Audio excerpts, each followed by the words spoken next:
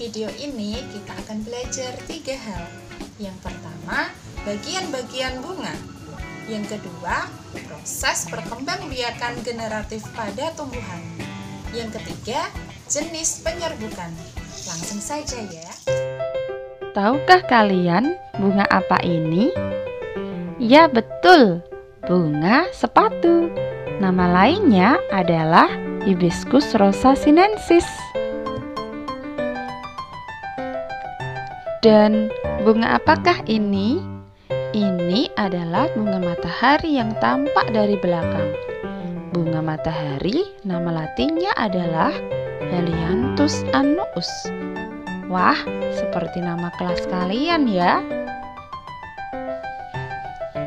Bunga sepatu dan bunga matahari termasuk jenis bunga lengkap. Artinya, bunga tersebut mempunyai semua kelengkapan atau bagian bunga. Yuk, kita bahas bagian-bagian dari bunga. Bagian-bagian bunga yang pertama ada tangkai bunga. Yang kedua ada sepal atau kelopak bunga. Kemudian ada petal atau mahkota bunga. Mahkota bunga merupakan bagian bunga yang paling cantik. Selanjutnya ada pistil. Pistil nama lainnya adalah putik. Putik terdiri dari 3 bagian.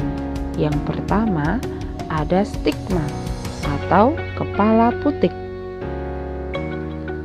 Kemudian ada stilo atau tangkai putik. Kemudian ada ovari atau bakal buah.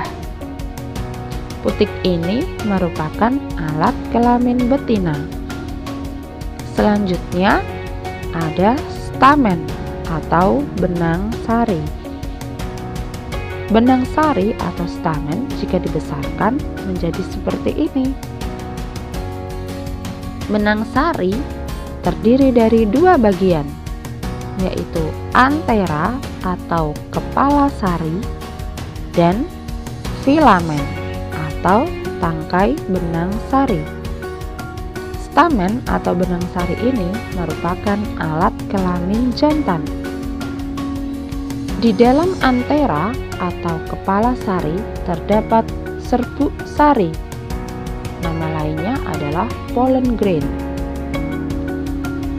Setelah mempelajari bagian-bagian bunga, kita akan belajar proses perkembangbiakan generatif.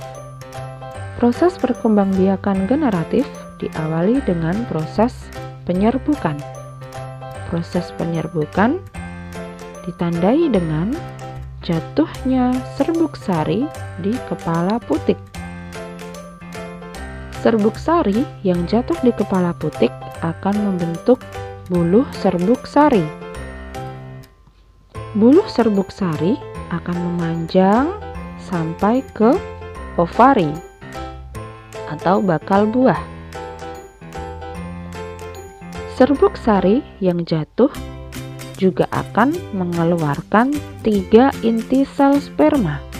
3 inti sel sperma ini akan membuahi sel telur.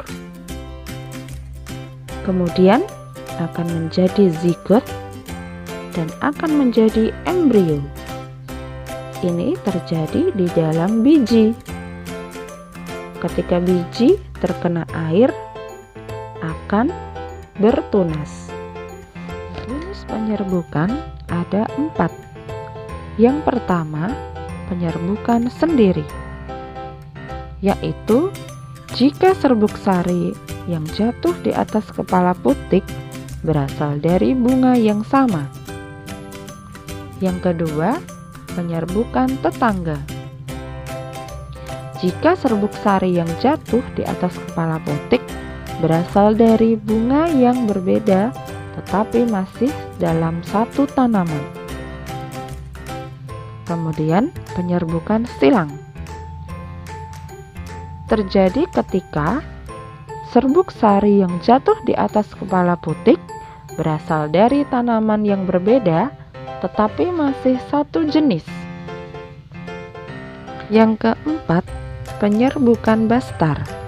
Jika serbuk sari yang jatuh di atas kepala Putik berasal dari tanaman yang berbeda, lain jenis, dan beda varietas. Itulah tadi video pembelajaran hari ini. Tetap belajar untuk jadi yang terbaik. Assalamualaikum warahmatullahi wabarakatuh.